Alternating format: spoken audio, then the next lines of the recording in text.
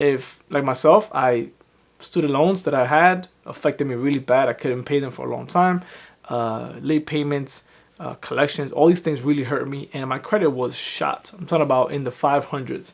It was scary. And that time that I could not, for those years that I couldn't get no credit, whether it's credit card, whether it's car loans, whether it was a home loan, whether it was even renting anything, I had no credit. I managed just to put a budget on what I was making. That was my budget. I wasn't going over. I couldn't put anything on the credit card. My maintenance on my car broke down.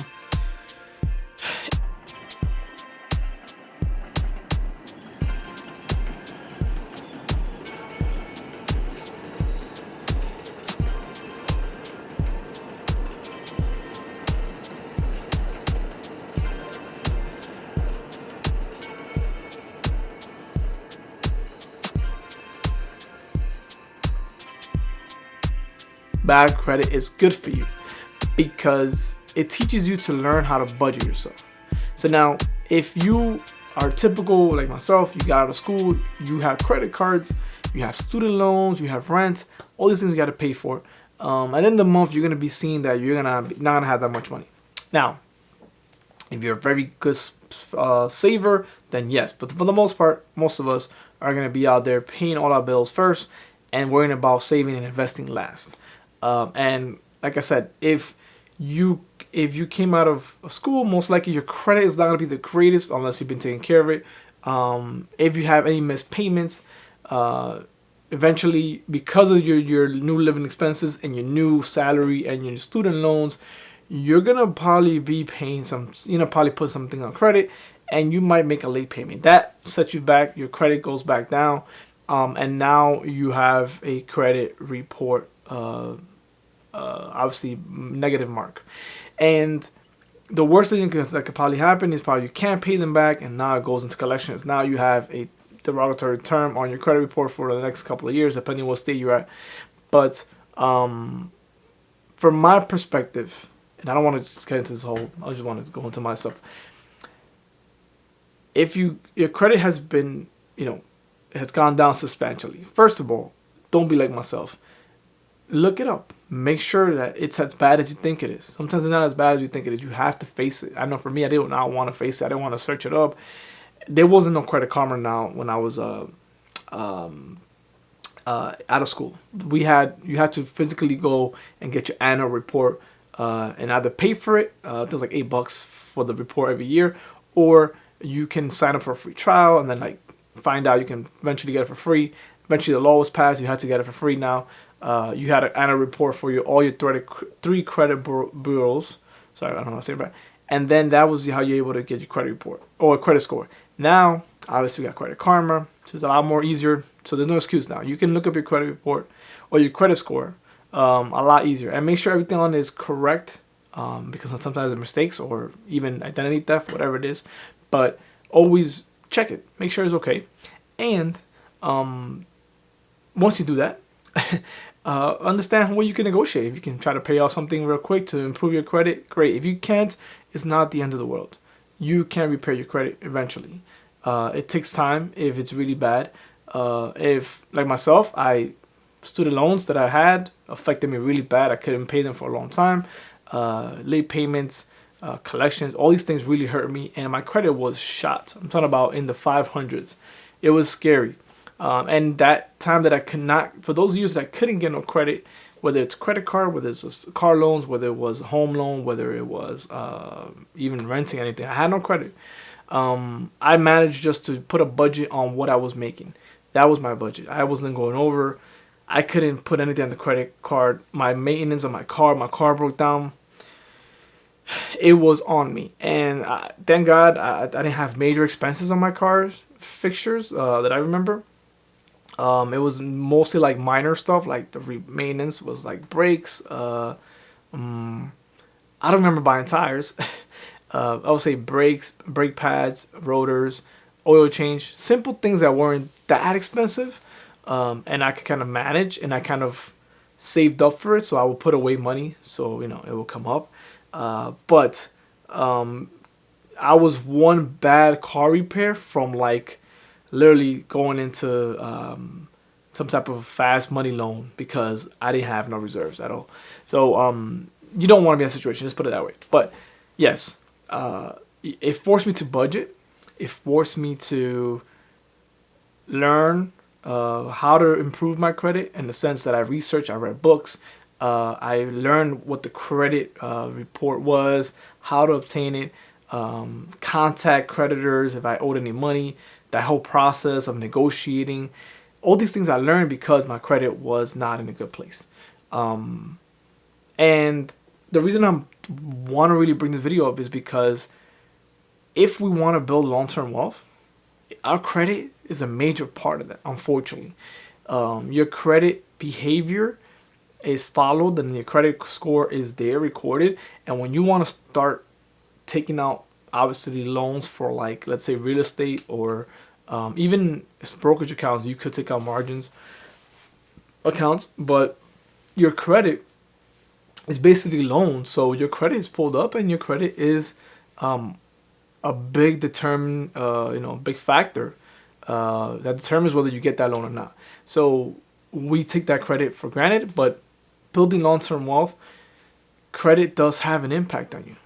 Now, there's a lot of stories of individuals that done it without none of that stuff, and they worked hard and they built and they worked their way up and they still were able to build wealth. But I think for the majority of us, especially minorities, and I call myself minority because obviously I'm Hispanic, or Latino as we call ourselves, Latino community and obviously the African American community and all communities, whether it's Asian, all the communities that are out there that are considered minorities, growing up with immigrant parents, they didn't really teach us, I think, personally, credit management or credit importance. For me, my parents was just, hey, go to school, get a good job. That's it.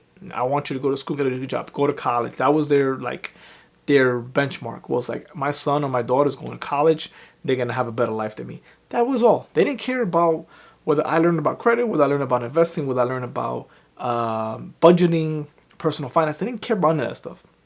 They said the bills are paid, you go to school, you graduate, you're on your own. And I think for most immigrant parents, that's kind of how it is. They don't really, unless you have kind of a dad that's probably an entrepreneur, or like Rich Dad Poor Dad, he had a neighbor that was like an entrepreneur and showed him the different ways of living. But if you grow up in a household with just a working class family, and your dad was an immigrant, especially from another country, they come in to work their asses off, and they're just here to make something for themselves, eventually build something for themselves so they can have when they get old. But as far as knowledge and education on certain kind of known factors that we need for our financial health moving forward, very little. So that's why we want to talk about it and understand that don't underestimate your credit score. Yes, sometimes some gurus say you don't need a credit score. Credit scores are bogus. Great, but let's be on the good side of it for the meantime. And if it comes out to be bogus, that's fine. But for now, play the system, as they call it. Play the game. And don't worry, like I said, if your credit is not doing great, if it's not at what you want it, work it to its level. You can recuperate it. It's not like it's doomed forever. We all have bad parts in our lives, bad times. I went through that, and I understand that. I've been through that, so I know how it feels. But first, start with education for yourself. Being able to understand that there's certain things you can fix in your credit report, and there's certain things you can't or not worth it. So once it's done, and you gotta just weigh it out. Do your time, and eventually you can start. But before you get into that situation, I want to remind you: don't let it get to that point. Don't be like me, right? Learn from my mistakes.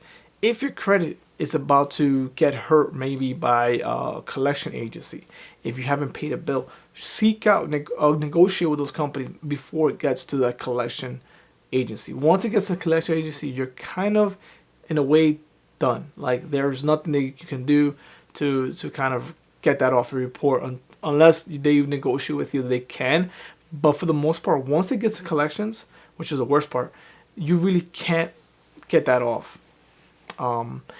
And Yeah, there's lawyers that will work for you, and then you can probably pay them a certain amount of money. It will probably help you, but you want to avoid those things. Like the last thing you want to do. So, first, right now, if any of you young guys owe anything, maybe if it's a cell phone bill. For me, a cell phone bills are a big thing. They send if you don't pay them, they send you real quick to collections. A credit card, car loans, and student loans.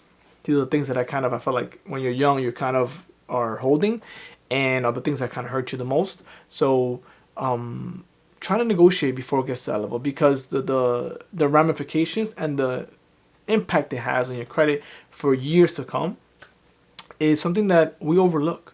Like I said, it was on my credit profile, I think, good 6 years, and I waited out for certain things because I had no other way to do it.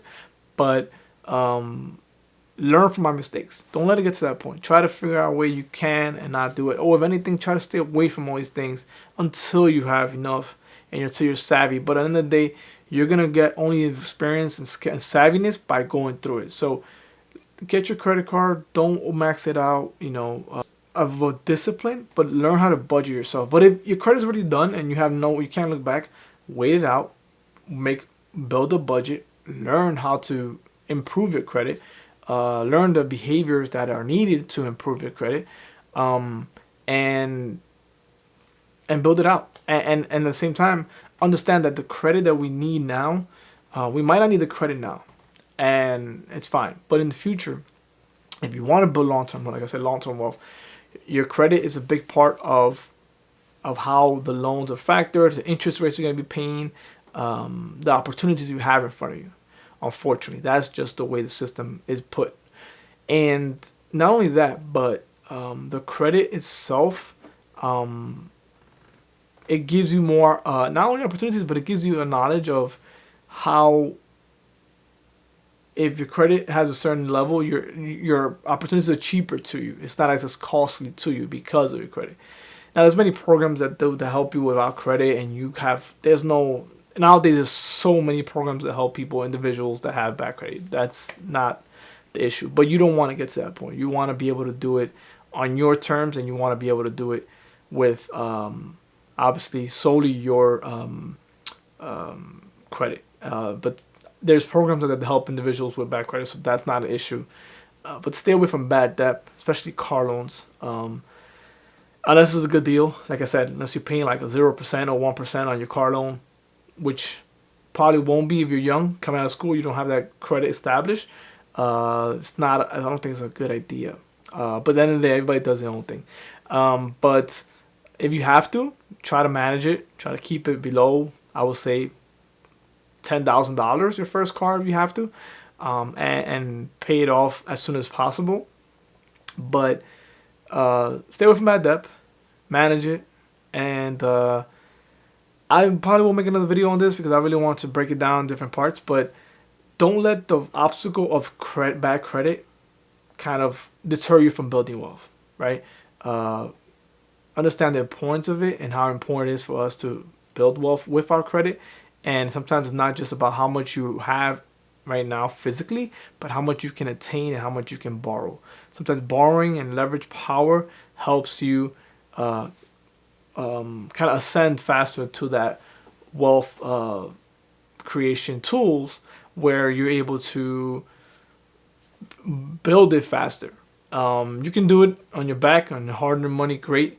But for the most part, a lot of the financial individuals you see nowadays, they do it by mastering their obviously using their borrowing power to master their wealth creation. So this is just an idea, thoughts. If your credit right now is having some trouble, guard it with your life. And if not, you can always build it.